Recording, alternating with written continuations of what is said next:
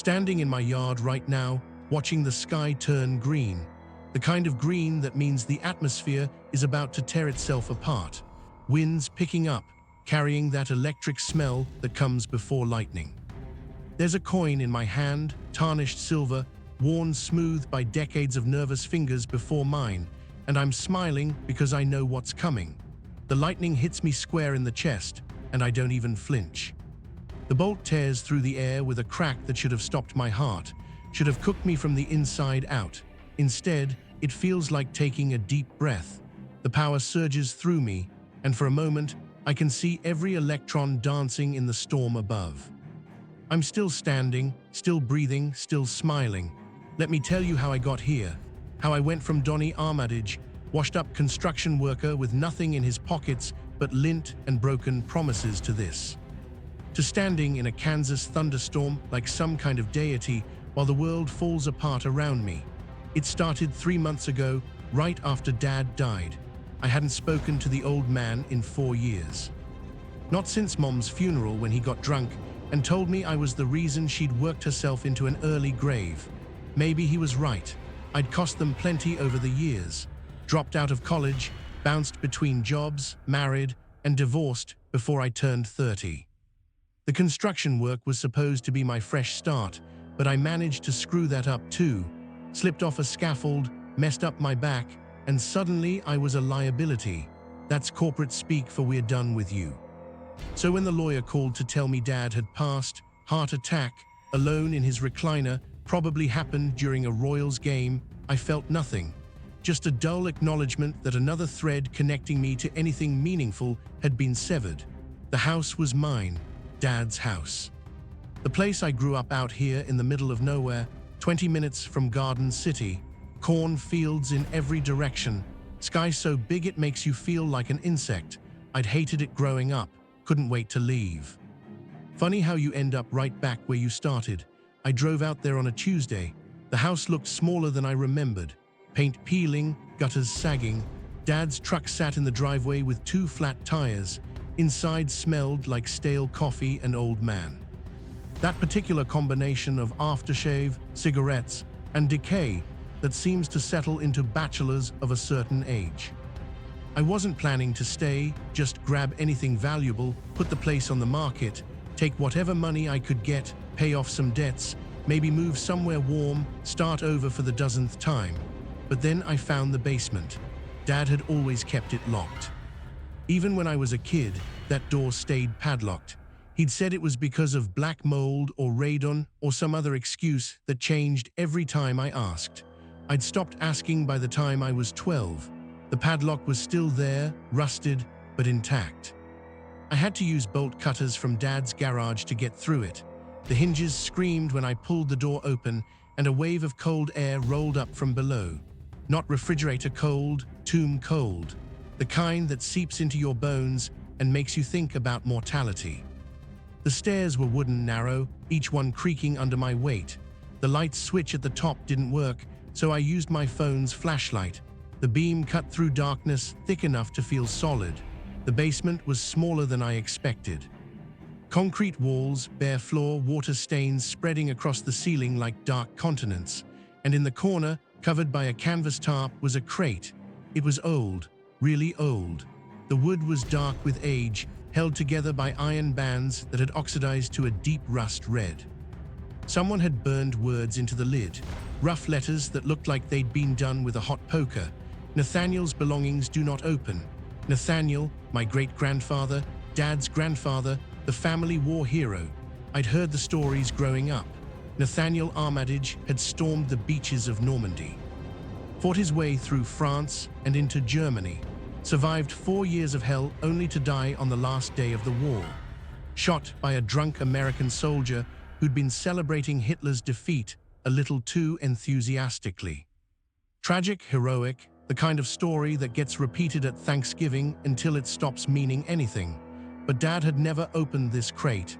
In all the years he'd lived in this house, he'd left it sealed. I should have respected that, should have left it alone. I didn't. The iron bands came off easier than I expected, flaking rust covering my hands like dried blood. The lid was heavy, but it lifted with a groan that sounded almost alive. Inside, wrapped in oilcloth gone stiff with age, were Nathaniel's things. A uniform folded with military precision despite the decades, dog tags on a corroded chain, a purple heart in a velvet box, photographs of men I didn't recognize standing in front of buildings that no longer existed, letters tied with string, the paper yellowed and brittle.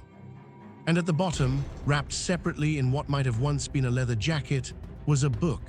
The moment I touched it, something changed in the air, like the pressure dropping before a storm.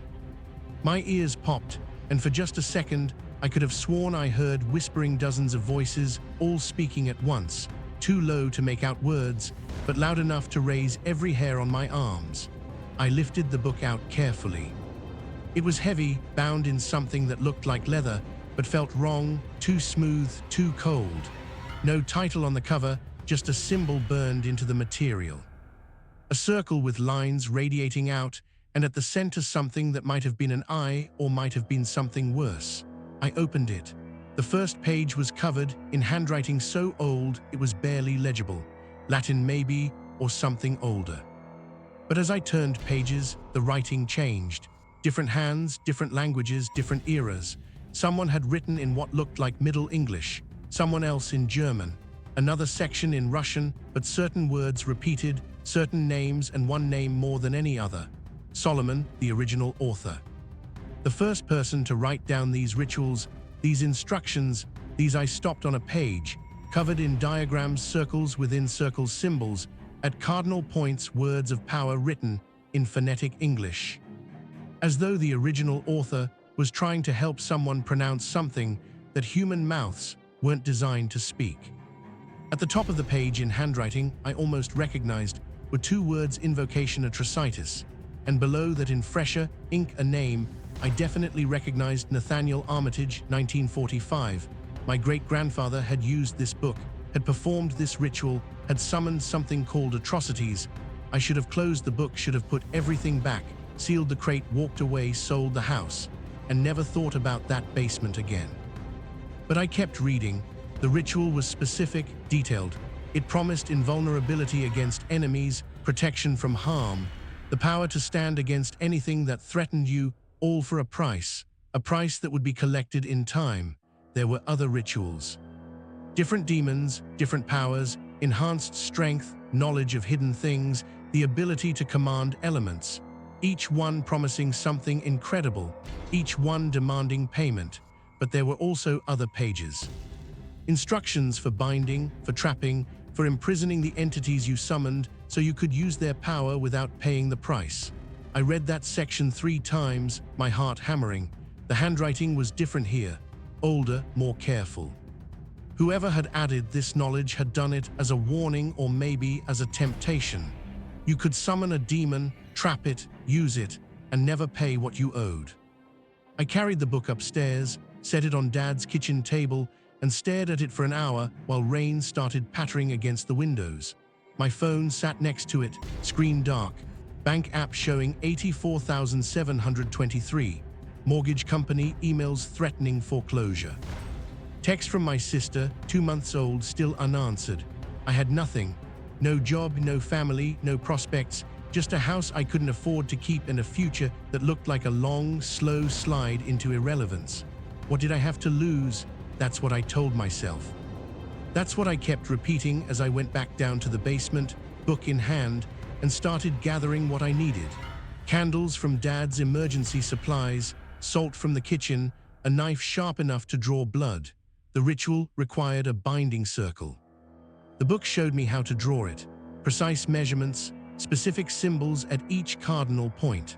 I used chalk I found in Dad's garage, working by the light of my phone, until the concrete floor was covered in geometric patterns that hurt to look at too long. At the center, I placed a vessel, something to trap the demon in once I'd summoned it. The book said it could be anything. A coin, a ring, a stone, something small enough to carry, durable enough to last. I went back upstairs, back to the crate, and found what I needed in a small wooden box tucked beneath Nathaniel's uniform. An antique coin, silver probably. One side showed a profile I didn't recognize, some long dead king or emperor. The other side was blank, worn, completely smooth. It was cold in my hand, colder than it should have been, perfect. I placed it at the center of the circle, lit the candles, checked the instructions one more time. The words of invocation were written phonetically, broken down syllable by syllable. I practiced them until my tongue stopped stumbling, until they started to feel almost natural. It was 3:17 a.m. when I began. The words came easier than they should have. They rolled off my tongue like I'd been speaking them my whole life, like they were my native language and English was the foreign one. The candles flickered despite the still air. The chalk lines began to glow faintly at first, then bright enough that I had to squint. The temperature dropped. My breath came out in clouds. Frost spread across the concrete in branching patterns that looked almost deliberate, almost like writing. And then he appeared. Not gradually, not fading in like some special effect. One moment the circle was empty, the next it wasn't. Atrocitus hovered above the chalk lines, massive. The word doesn't do him justice. He filled the space without occupying it, present and absent at the same time. His form was smoke and shadow, constantly shifting, never quite settling into one shape. But through the darkness, I could see eyes burning, not with fire, but with something worse. Cold light that made me think of dying stars and frozen hells. When he spoke, his voice didn't come from any single direction. It came from everywhere at once, from the walls and the floor and the air itself. It sounded like grinding stones, like breaking bones, like the last breath of dying men. You have called, I have come. State your desire, mortal. I should have been terrified, should have run, should have done anything except what I did next. I smiled. I want what you promised, Nathaniel Armitage, I said, and I was surprised by how steady my voice was. Invulnerability, protection from my enemies, the power to stand against anything that threatens me. The shadows shifted. Those burning eyes fixed on me, and I felt the weight of their attention like physical pressure against my chest. The price, I know the price, I interrupted, payment in time.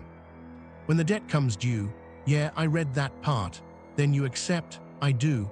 The demon moved closer to the edge of the circle, and I saw his form solidify slightly, features emerging from the smoke, something almost human if humans were built on a scale that defied physics.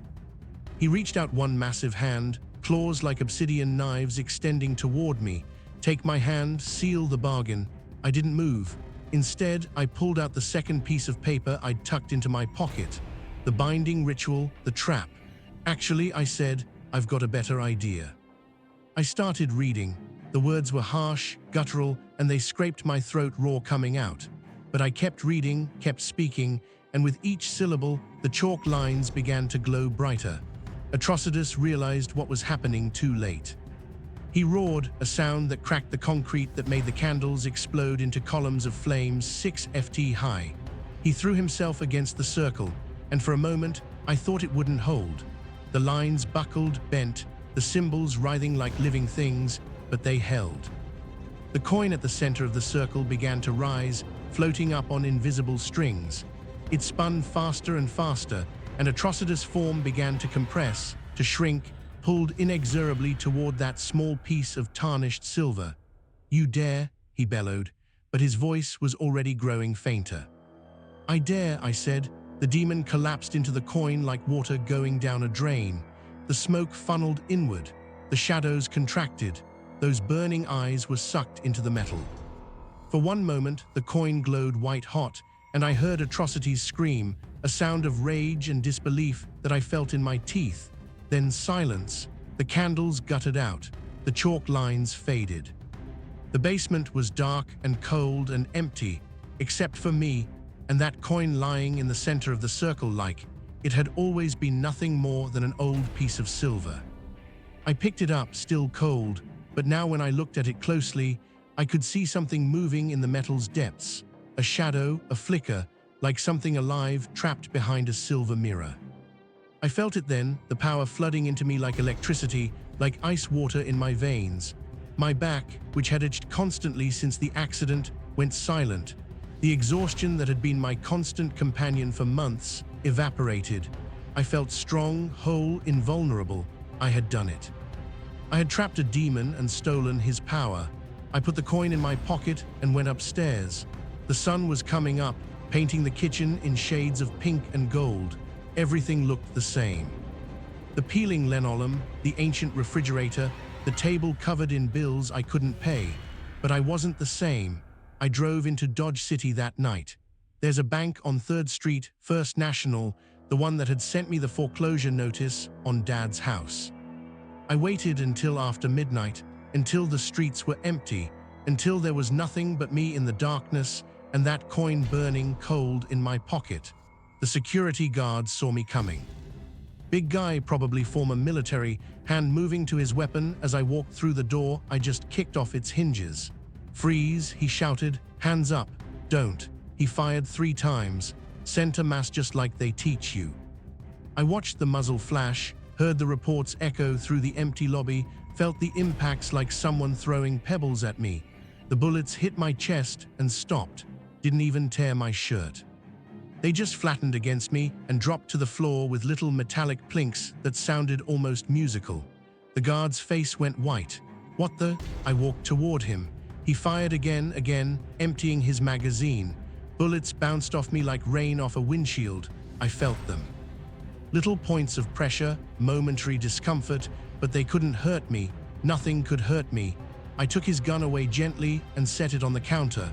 Then I went into the back and found the vault. It took me 15 minutes to break through. The steel door was thick, but not thick enough. I bent it like aluminium foil. Inside were cash drawers, safety deposit boxes, rows of bills bundled and waiting. I took 6 large duffel bags and filled them all. $63,000 according to the tally sheets I found. Not a fortune, but enough. Enough to keep the house, enough to buy time, enough to figure out what came next. The security guard was still standing in the lobby when I walked out, frozen, staring at me like I was a ghost or a god or something worse than either. "Tell them it was a demon," I said, and I laughed. The sound echoed in the empty bank, and even I could hear how wrong it was. Too loud, too harsh, inhuman. I drove home, put the money in the basement, in the crate where Nathaniel's things had been. And then I sat in Dad's kitchen with the coin in my hand, staring at my reflection in the darkened window. Except it wasn't just my reflection. Behind me, translucent and flickering like a bad projection, stood Attis. Not free, still trapped, still bound, but present.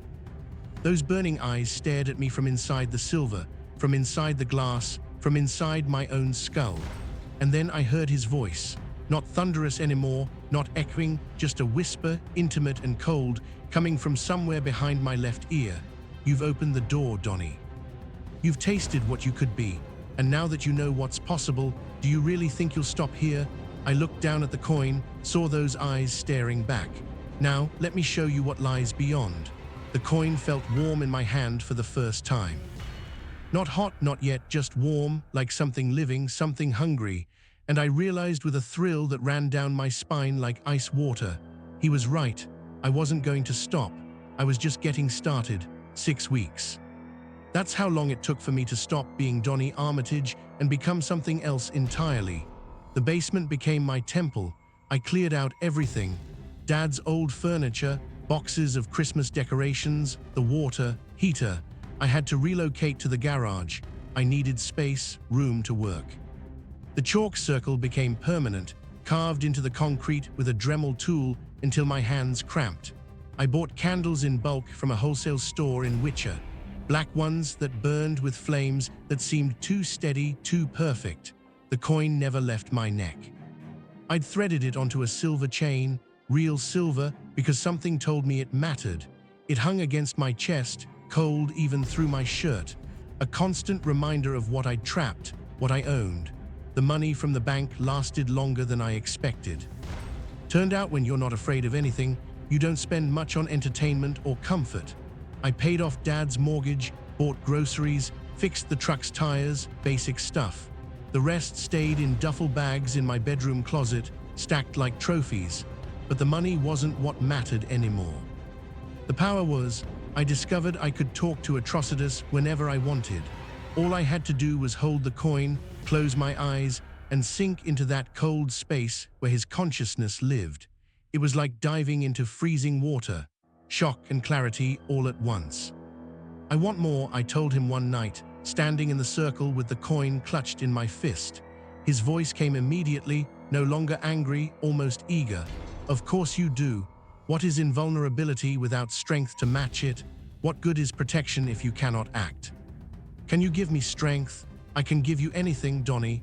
The binding you placed on me doesn't restrict what I offer, only whether I can leave, and I have nowhere else to be." There was something in his tone. Amusement maybe, or satisfaction, but I was too excited to care. "Then give me strength, enough to lift anything, enough to break anything." Done. The power flooded through me instantly, not gradually, not building, just there, complete and overwhelming. My muscles didn't change, didn't grow.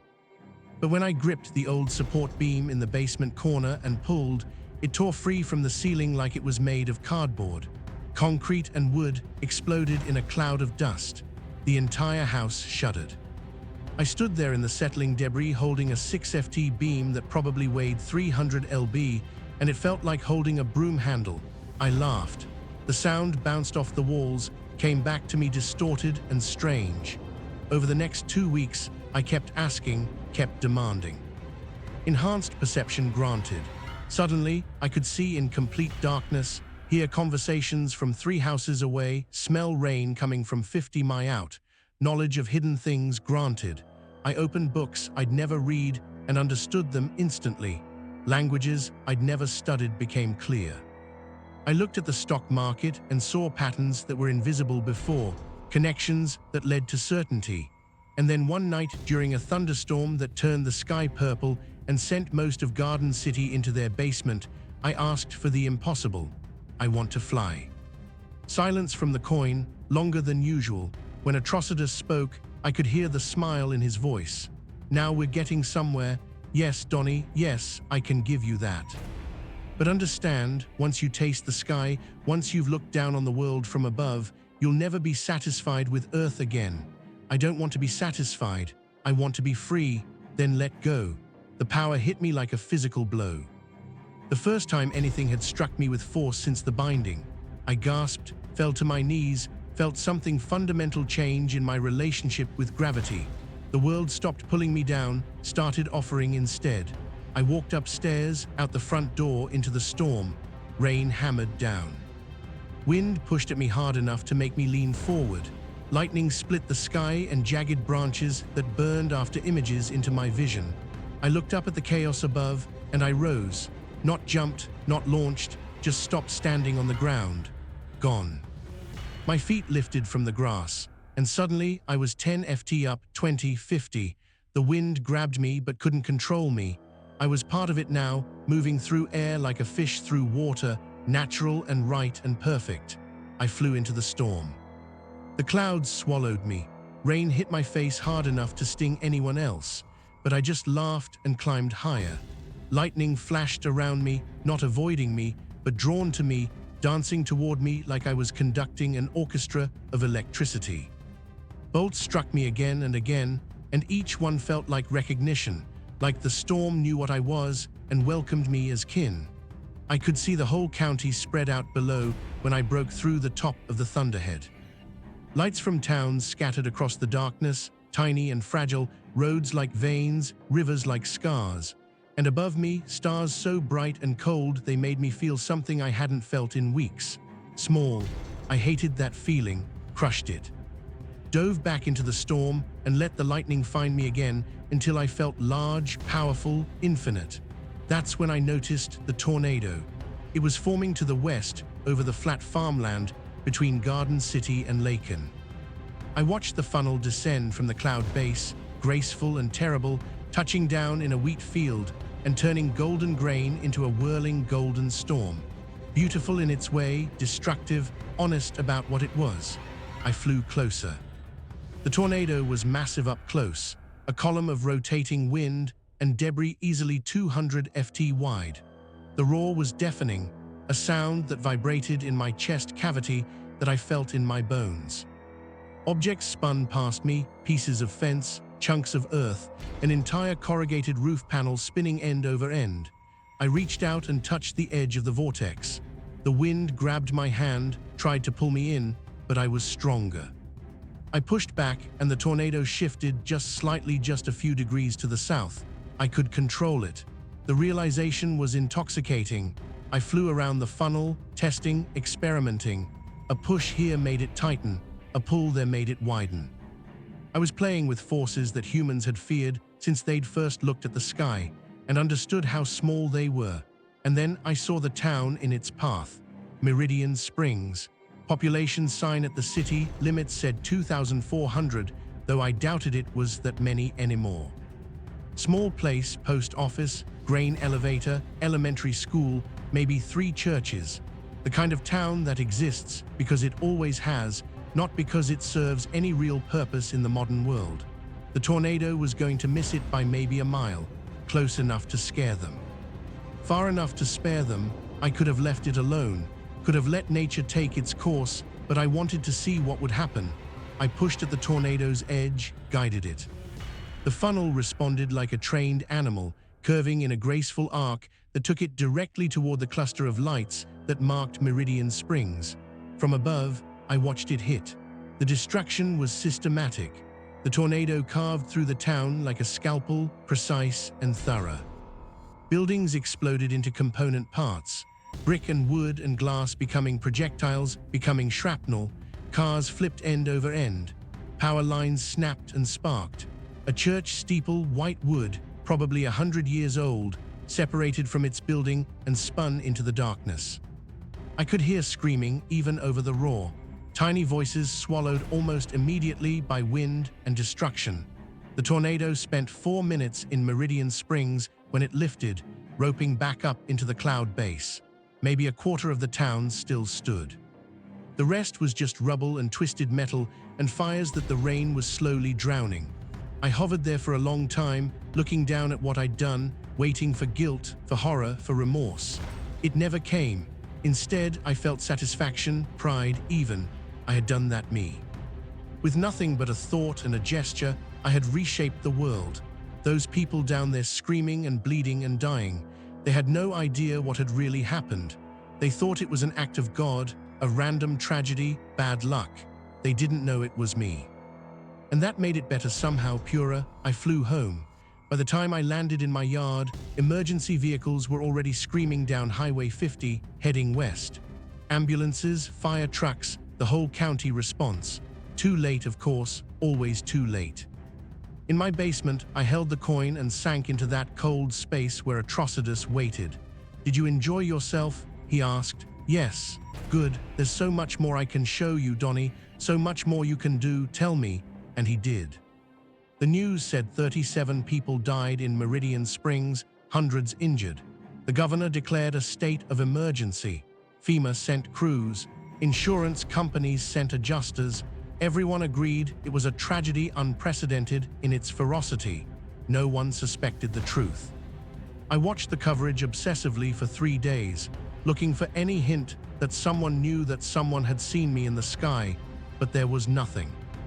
Just shocked survivors talking about how fast it happened, how loud it was, how their homes were there one moment and gone the next. By the 4th day, I was bored with it. That's when I started traveling. Atrocitus had given me knowledge, access to information I shouldn't have had, awareness of conflicts and wars and violence happening in places most Americans couldn't find on a map. Syria, Yemen, Myanmar, Sudan, places where people were already dying, where death had become so commonplace that a few more bodies wouldn't matter. Or so I told myself. I started in Syria. There was a battle happening outside Aleppo. Government forces versus rebels versus extremists. A 3-way bloodbath that had been going on for years. Hundreds of fighters on each side, all armed, all willing to kill. I flew there. It took hours crossing the Atlantic in darkness, following coastlines and borders until I found the burning city. Even from altitude, I could see tracers arcing through the streets, hear the distant percussion of explosions. I descended into the battle zone. No one saw me coming. I moved too fast, too high. By the time they realized something was wrong, I was already among them. I didn't discriminate. Didn't care about flags or causes or politics. I just moved through them like wind through grass. And where I passed, people stopped. I told myself I was ending the conflict, bringing peace through power, saving future lives by ending current ones. The truth was simpler. I liked it. I liked the fear in their eyes when they realized bullets did nothing. Like the sound of bones breaking under my hands. Like the way they scattered like insects when I descended from the sky wreathed in darkness. I spent 3 hours in Aleppo that night. When I left, 417 people were dead. All combatants, I told myself. All people who'd chosen violence. Never mind that I'd chosen it too. Yemen was next, then Myanmar, then back to Syria, then Sudan. I became a ghost story, a demon tale told by shell-shocked survivors. Different cultures, different languages, but the stories were always the same. Something came from the sky, something invincible, something that killed without mercy or distinction. I was careful, never stayed too long, never left obvious evidence. The deaths were attributed to airstrikes, to artillery, to the fog of war. No one looked for a single person because a single person couldn't do what was being done. But it wasn't enough. After every intervention, every massacre, I came home to my basement and demanded more from Atrocitus. Faster flight, greater strength, the ability to go longer without sleep, without food, without the weakness that came from being human. He gave me everything I asked for every single time. And with each gift, his voice grew warmer, more familiar, more pleased. "You're doing well, Donnie," he told me one night after I returned from a village in the Congo where I'd killed everyone, combatants and civilians alike, because by that point, I'd stopped seeing the difference. Better than I'd hoped, better than Nathaniel ever did. That made me pause. I was in the circle, still covered in ash and blood that wasn't mine. "You knew my great-grandfather. I knew him intimately. He summoned me in 1943, just before Normandy. Terrified boy, barely 20, convinced he was going to die on some French beach. Wanted to survive, wanted to come home. I gave him what he wanted. The invulnerability, yes. And like you, he learned to use it. Stormed bunkers alone, walked through machine gun fire. His commanders thought he was brave. His fellow soldiers thought he was insane. None of them knew the truth. I sat down on the cold concrete, the coin clutched in my fist. What happened to him? Atrocitus was quiet for a moment. When he spoke again, his voice was softer, almost gentle. The same thing that happens to everyone who makes deals with demons. Donnie, he paid the price. But that's a story for another night. Right now, I think you should rest. You've earned it, but I couldn't rest. My mind was racing, replaying the violence, cataloging the dead. I should have felt something. Guilt, horror, disgust, something human. Instead, I felt hungry for more. I felt the nightmares started around week 5. I'd seen Nathaniel in my dreams. He looked like the photos I'd found in his crate, young, serious, wearing his uniform. But in the dreams, his uniform was wrong. Covered in blood and ash, tattered, burned. And his eyes were wrong too. Dark and haunted, and filled with knowledge that no one should have. He never spoke. Just stood there staring at me with those ruined eyes, reaching out with one hand like he was trying to warn me about something. I woke from these dreams, gasping, heart racing, the coin burning cold against my chest. But within minutes, the fear would fade. I'd remember what I could do, what I'd become, and the nightmares would seem meaningless. Just guilt, I told myself. Just the last remnants of the weakness I was shedding. I looked different now, could see it in mirrors, in reflections in windows. My eyes had grown darker, not the color, but something behind them. The shadows under them had deepened into permanent bruises. My smile had changed too. When I caught myself smiling, it looked wrong, cruel. I stopped sleeping much, didn't need to anymore. 3-4 hours a night was plenty. I spent the rest of the time in the basement studying the grimoire, talking to Atrocitus, planning my next intervention. Food became an afterthought. I'd eat when I remembered, which wasn't often. Lost 20 pounds in 6 weeks, but I'd never been stronger. People in Garden City started avoiding me. The few times I went into town for supplies, they'd watch me from a distance. Cautious, uncertain, like they could sense something had changed. Even if they couldn't name what, I didn't care. They were irrelevant. Everyone was irrelevant except me and the power and the work I was doing. The work, that's what I called it. My interventions, my cleansing. I was ending conflicts, preventing future wars, saving lives in the long run by taking lives in the short term. That's what I told myself every time I descended into some distant battlefield and killed everyone I found. It was a Tuesday when I caused the second tornado, eastern Kansas, between Topeka and Lawrence. I'd been flying through a squall line, testing how high I could go, how fast I could move. The storms there were smaller than the ones in western Kansas, less organized, but still powerful. I found a weak rotation in one of the cells, pushed at it, guided it, helped it tighten into a funnel. This one was smaller than the Meridian Springs tornado, maybe EF2, EF3 at most. It touched down in farmland, chewed through a few properties, destroyed some barns, only killed 4 people only. I flew home and didn't think about it again. 2 weeks later, I was in Eastern Europe. There was a conflict near the Ukrainian border, complicated politics that I didn't bother understanding. Militias fighting over territory that had changed hands a dozen times in the last few years. Both sides armed, both sides convinced they were right. I spent 4 hours there, moved through their positions like a wildfire. By the time the sun came up, 370 people were dead. The international news called it a massacre, blamed it on artillery strikes, showed aerial footage of the devastation. I watched from my basement eating cold pizza, feeling nothing. That's when Atrocitus spoke without being summoned. His voice just appeared in my head, clear and close. "You're doing magnificent work, Donnie." Nathaniel would be so proud. I looked down at the coin hanging against my chest. In its surface, I could see those burning eyes staring back at me. Would he? Oh yes. He tried so hard to be righteous about it, to convince himself he was serving a good cause. But in the end, he was just like you, addicted to the power, hungry for more. The only difference is he had the decency to feel guilty about it. Something cold settled in my stomach. What happened to him really? The demon's laughter echoed in the basement. Came from everywhere and nowhere. Would you like to know how your great-grandfather's story truly ended? I stared at the coin, at those eyes, at the reflection of my own face, gaunt and hollow and wrong. "Tell me," I whispered. "Not yet. First, you need to understand something about the coin, about the power you're using. It's not infinite, Donnie. It requires fuel. What kind of fuel? The same kind. Everything requires energy.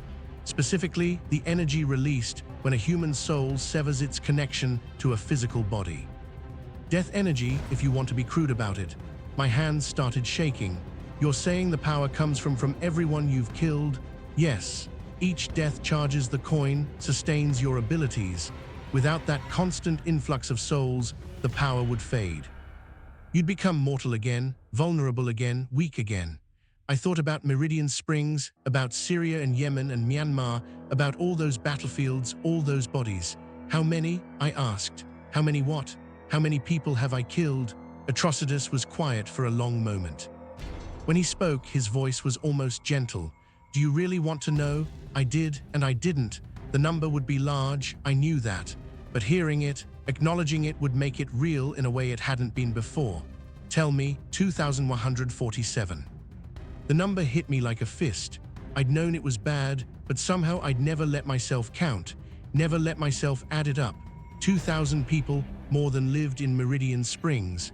An entire town's worth of death spread across multiple continents. And that's just since you trapped me, Atrocitus continued. Nathaniel's count was much lower, only 308 during his entire war. He was more selective, more restrained. He killed enemies, not civilians, soldiers, not children. He tried to maintain some kind of moral code. I didn't kill children, I said. But even as I spoke, I knew it was a lie. There'd been villages, towns, places where everyone had a weapon. And how could I tell who was a threat and who wasn't in the dark? Didn't you? Atrocitus asked softly. I closed my eyes, saw faces, so many faces. Some of them had been young, very young. You're different than Nathaniel, the demon continued. He killed because he was afraid, because he wanted to survive. because he thought he was serving something greater than himself. But you, Donnie, you kill because you enjoy it.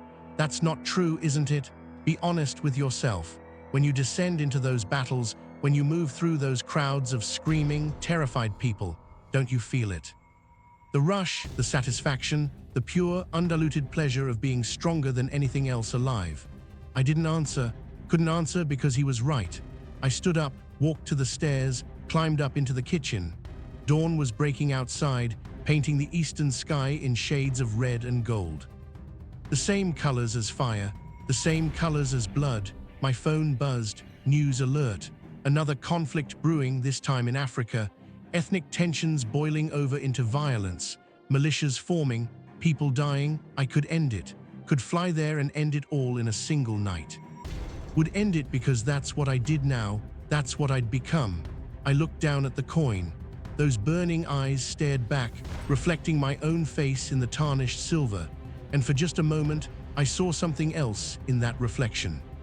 Something standing behind me, tall and dark and smiling. I spun around. The kitchen was empty, but when I looked back at the coin, Atrocitus was still there, still watching, still smiling. Ready for the rest of Nathaniel's story? He asked. I gripped the coin so hard the chain cut into my palm. Yes, good, because it's time you understood exactly what you've become. Time you understood that everything you've done, every death, every massacre, every moment of power has been your choice. Not mine, yours. His voice grew louder, filled the kitchen, filled my head. Would you like to know how your great-grandfather's story truly ended? I nodded, even though no one was there to see it. Then sit down, Donnie. This is going to take a while. I sat at Dad's kitchen table, my table now, I guess, and waited for Atrocitus to speak. Dawn light streamed through the window, catching dust motes that hung in the air. Everything looked normal, peaceful, like the world outside didn't know what I'd become. The coin lay on the table between my hands. I'd taken it off for the first time in weeks, and my chest felt naked without its weight. In the silver surface, those burning eyes watched me with something that might have been anticipation. Nathaniel summoned me in April of 1943. Atrocitus began, his voice calm now, almost conversational. He was stationed in England, training for the invasion everyone knew was coming. 20 years old, farm boy from Kansas, same land you're sitting on now. Actually, this was his family's homestead. I looked around the kitchen with new understanding. Nathaniel had grown up here, had eaten breakfast at this same table, looked out these same windows, at these same fields. He was terrified, the demon continued, not just of dying. Everyone was afraid of that, but Nathaniel had a specific fear. He'd watched his older brother die in North Africa, watched him waste away from infection after taking shrapnel in the leg. Slow death, agonizing. Nathaniel became convinced that if he went to war, he'd die the same way, wounded, suffering, far from home. The coin seemed to pulse with dim light as Atrocitus spoke, so he found the grimoire. His grandmother had it, kept it hidden in her attic, wrapped in oilcloth. She'd been a practitioner, let's say, knew things that proper Christian women weren't supposed to know. When she died, Nathaniel inherited it along with the farm. He'd never opened it before the war, but desperation has a way of making people curious. I knew that feeling intimately. He performed the ritual perfectly, trapped me in that same coin you're holding now, and I gave him what he wanted. Invulnerability, protection from harm, the power to survive anything his enemies could throw at him. And he used it, I said. Oh yes, Normandy Beach. He walked through machine gun fire that cut down everyone around him. Bullets sparked off his skin. Shrapnel bounced away. He reached the seal wall without a scratch, while hundreds died in the surf behind him. His officers thought he was the bravest man they'd ever seen. His squad thought he was blessed by God. Atrocities paused, and I heard something in his voice I hadn't heard before. Nostalgia maybe, or fondness. He was so careful at first, only used the power to survive, never to attack. Told himself he was being righteous, being moral. But war has a way of eroding those distinctions. By the time they reached Paris, Nathaniel had stopped being so careful. What changed? He realized no one was watching, no one was judging. In the chaos of combat, Who could say whether a German soldier died from a bullet or from having his neck snapped by superhuman hands? Who would question why an entire bunker full of SS officers stopped breathing when Nathaniel Armitage walked inside? The description made my stomach turn, but I couldn't look away from the coin. From those eyes, he told himself every life he took saved Allied lives. Every enemy he killed was one less threat to his brothers in arms. The math was simple, clean until it wasn't. What do you mean the coin? Donnie, remember what I told you. It requires fuel. Nathaniel didn't know that at first. Didn't understand that his invulnerability was being sustained by the souls of everyone he killed. He just thought it was magic, permanent, unchanging, his to keep forever. I felt ice forming in my veins, but it wasn't permanent. No, by the time the Allies crossed into Germany in 1945, Nathaniel had killed 308 people, not all soldiers. There were civilians too, though he tried not to think about them. People in the wrong place at the wrong time. People who resisted, people who ran. Atrocitus's voice grew softer, almost sad. And then the war ended. April 30th, 1945, news came that Hitler was dead. By May 7th, Germany had surrendered. VE Day, victory in Europe. The fighting stopped. Nathaniel had survived. He was going home. So what went wrong? He stopped killing. The words hung in the air between us. The coin's power doesn't regenerate on its own. Atrocitus explained. It needs death to sustain it. Fresh death, regular death. As long as Nathaniel was in combat, moving from battle to battle, there was always enough fuel. But once the war ended, once he stopped harvesting souls, the power started fading. Exactly. Slowly at first, over the course of weeks, he probably didn't even notice initially. Still felt strong. Still felt protected. But every day without death to feed the coin, the invulnerability weakened, like a battery slowly draining. I thought about my own recent spree, 2,000 souls. How long would that last me? Weeks, months, and what would happen when it ran out? Nathaniel stayed in Germany for the occupation. Atrocitus continued. May became June became July. His unit was stationed in a small town near Munich, keeping order, processing prisoners. Peaceful work, easy work. No one was dying anymore, and the power kept fading. Yes. By August, he must have started to feel it, that sense of vulnerability creeping back, the awareness that bullets could hurt him again, that he was becoming mortal, but he didn't understand why, didn't make the connection between the killing and the power. The demon's voice grew distant, like he was watching something far away. August 14th, 1945, news came that Japan had surrendered. The war was truly over. Nathaniel's unit celebrated, broke into the local beer hall, got magnificently intoxicated. Everyone did. It was the end of the greatest nightmare in human history. They'd survived. They were going home. I could picture it.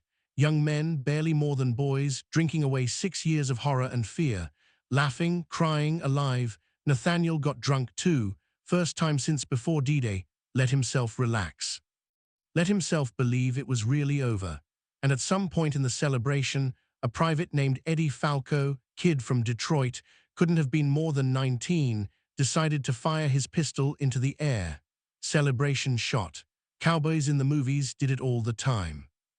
My hands clenched on the table edge, but Eddie was drunk, very drunk, and his aim was poor. The bullet went wild, came down at an angle, caught Nathaniel in the side of the head. No, I whispered. The power was gone by then, completely depleted. The coin had nothing left to give him, so when that bullet struck, Nathaniel didn't bounce back, didn't laugh it off. He just died, right there in the beer hall, surrounded by his celebrating brothers, killed by a friendly bullet on the day the war ended. Silence filled the kitchen. Outside, birds were singing. Somewhere distant, a truck rumbled down the highway. They called it a tragic accident, Atrocitus said. Poor Eddie Falco was devastated, spent the rest of his life racked with guilt, even though no one blamed him. How could they? It was just bad luck. Wrong place, wrong time. The universe's terrible joke, but it wasn't luck. No, it was consequence. Nathaniel's power failed because he'd stopped feeding it, and he'd stopped feeding it because the war ended. He died not because of his enemies, but because peace came too soon. I picked up the coin, turned it over in my hands. The metal was warm now, heated by the morning sun streaming through the window. His soul, I said. What happened to it? Ah, now we get to the interesting part. Atrocitus's voice changed, became sharper. You're assuming the pact damned him? That summoning me using my power came with some automatic ticket to damnation. But that's not how it works, Donnie. I'm not a contract demon. I don't trade in souls directly. Then how Nathaniel damned himself. Every person he killed, every life he took beyond what was necessary for survival. Every moment he chose power over mercy, those were his choices, his actions. By the time that Bullet found him, his soul was already so stained with innocent blood that heaven wouldn't have touched it with a million pole.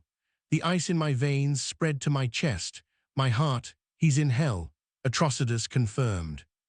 But not because he made a deal with a demon, because he murdered 308 people and convinced himself it was righteous, because he enjoyed the power too much to question what it cost.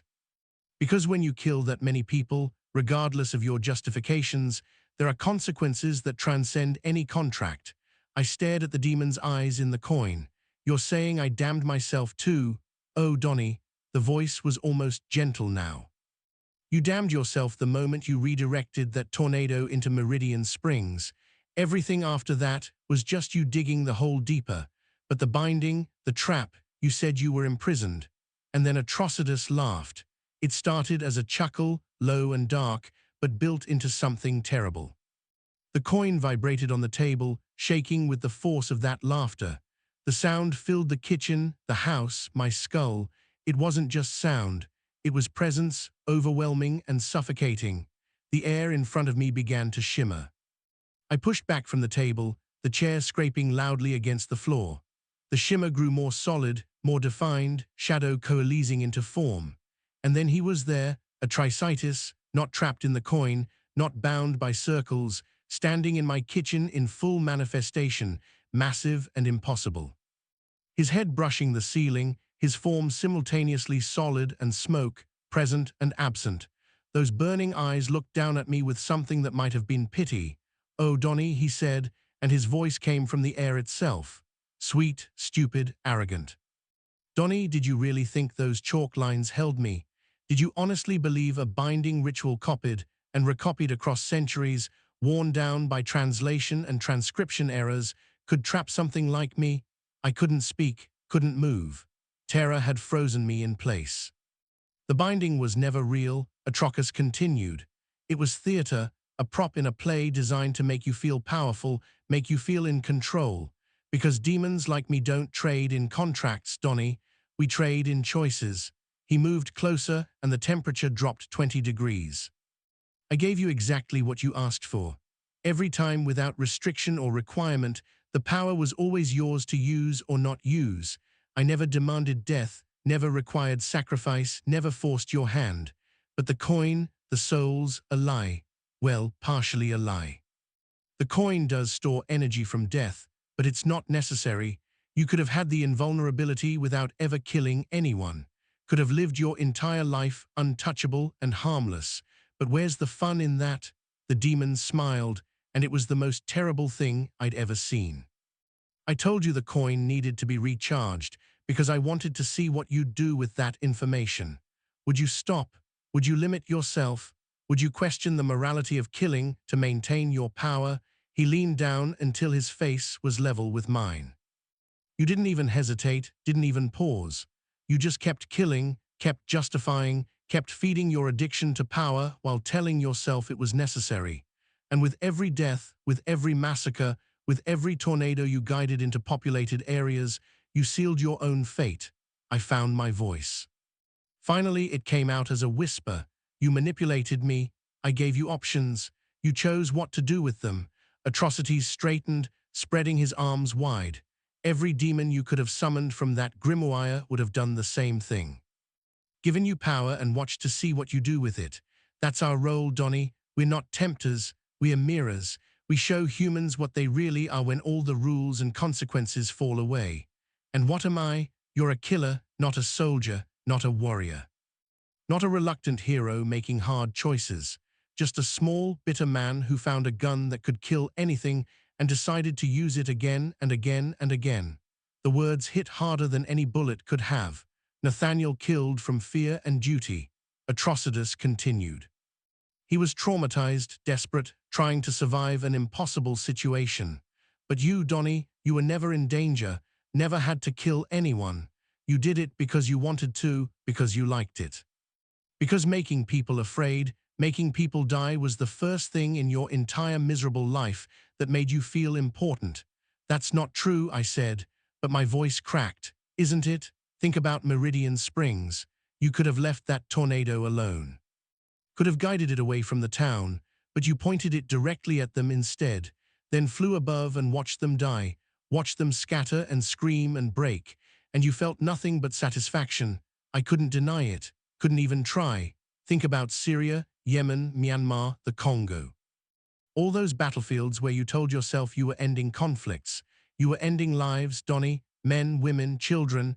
You stopped differentiating after the first few hundred. They were just numbers to you, just fuel for your addiction.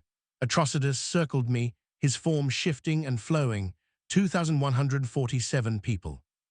That's your count, and unlike Nathaniel, you can't even claim you were serving a cause. You were serving yourself, your ego, your desperate need to feel powerful because you spent your whole life feeling weak. Each word was a hammer blow. Your great-grandfather died with 300 souls on his conscience and spent the last 75 years in torment. Can you imagine what's waiting for you? A man who killed 7 times as many people, not from fear or duty, but from pure self-indulgence. I sank back into the chair, my legs unable to hold me anymore. There's a special place being prepared, Atrocitus said softly, right next to Nathaniel's. You'll spend eternity together, great-grandfather and great-grandson, in the section we reserve for those who weaponize their power against the innocent. You'll have so much time to compare notes. Please, I whispered, there has to be what? Redemption, forgiveness, a second chance. The demon laughed again, shorter this time, but no less cruel. You had 2,147 chances. You had every opportunity to stop, to question, to choose differently. You didn't. This is who you are, Donnie Armitage. This is who you chose to be. He began to fade, his form becoming translucent. I'm done here. My work is complete. You've shown me exactly what I needed to see, that humans don't need demons to do monstrous things. They just need permission to stop pretending they're good. Wait, I said, reaching out, don't leave me like this. Like what? Alive, aware of what you've done. That's not cruelty, Donnie, that's mercy. You get to sit with your choices now, really sit with them, feel their weight. Understand what's coming. Atrocitus was almost gone now, just a shadow and those burning eyes. The power is already fading. By the way, you haven't killed anyone in 3 days. Give it another week and you'll be completely mortal again. Vulnerable, ordinary, and then he smiled one last time. Well, we'll see how long you last without your armor. The presence vanished. The temperature normalized. The kitchen was just a kitchen again. Old appliances, peeling linoleum, morning light, empty except for me and the coin on the table. I picked it up with shaking hands. The metal was cold again, inert. When I looked at its surface, I saw only my own reflection. Hollowed, gaunt, broken, no burning eyes stared back, no presence lingered. I was alone. I sat there for hours as the sun climbed higher. As the morning became afternoon, my mind kept replaying everything Atrocitus had said, every word, every accusation, every truth I'd been avoiding. 2,147 people. I tried to remember their faces, but there were too many. They blurred together into a mass of screaming mouths and terrified eyes. Some had been soldiers, many hadn't. How many children had been in those villages I'd cleared? How many families destroyed in those towns I'd swept through? I didn't know, hadn't bothered to count, hadn't cared enough to separate combatants from civilians, guilty from innocent. They were all just obstacles. All just fuel. The coins sat in my palms, dull and ordinary.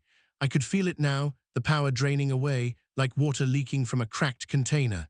Each hour I felt weaker, more human, more vulnerable, more real. By evening, I could barely stand. Not from physical weakness, but from the weight of understanding, of really comprehending what I'd done, who I'd become. I walked outside into the yard, the same yard where I'd stood weeks ago, letting lightning strike me, feeling invincible. The sky was darkening. To the west, a massive storm system was building, the kind of supercell that Kansas is famous for. Green clouds, rotating wall, anvil top, spreading like a dark wing across the horizon. Lightning flickered in its depths, casting everything in harsh white light and deep shadow. It was coming this way. I stood in the grass, the coin clutched in my fist, and watched it approach. The wind picked up, carrying that electric smell, that promise of violence. Thunder rumbled, growing louder. I thought about running, getting in the truck, driving east, staying ahead of the storm, finding shelter, surviving. But what was the point? Atrocitus was right. This is who I was, who I'd chosen to be, a man who'd killed thousands because he could, because it made him feel powerful. Because underneath all the justifications and rationalizations, he'd simply enjoyed it. That man didn't deserve to survive. The storm was close now. I could see the funnel forming, could hear that freight train roar I'd once flown through without fear. The rotation was tight, angry, dropping toward the ground, toward me. I looked down at the coin one last time.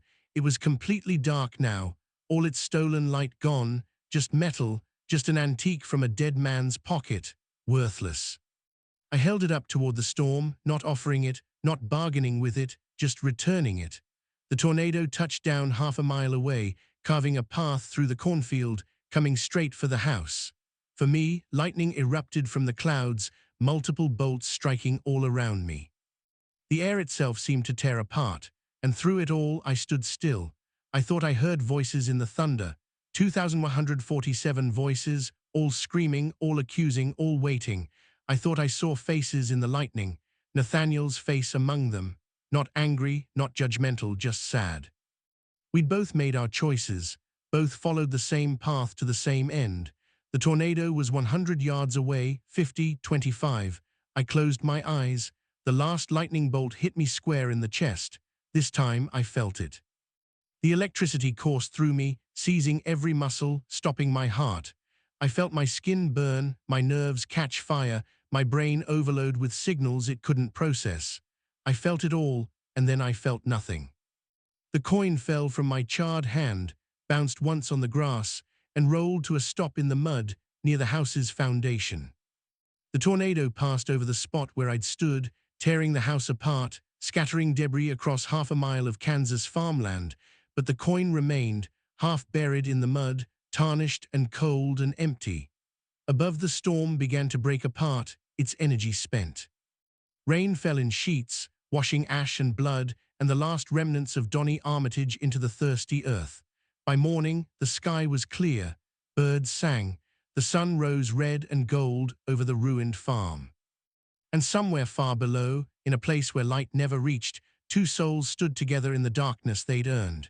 Great-grandfather and great-grandson, both had thought they could control demons. Both had learned too late that the only demon that mattered was the one they'd been carrying inside all along. The coin stayed in the mud for 3 days before a salvage crew found it, half buried near the ruins of the foundation. One of the workers picked it up, wiped it clean, showed it to his supervisor. Antique, the supervisor said, might be worth something. The worker put it in his pocket and in the metal's depths. If you looked very closely, you might see something flicker, might see eyes opening, might see a smile, but probably not. Probably it was just a trick of the light. Probably.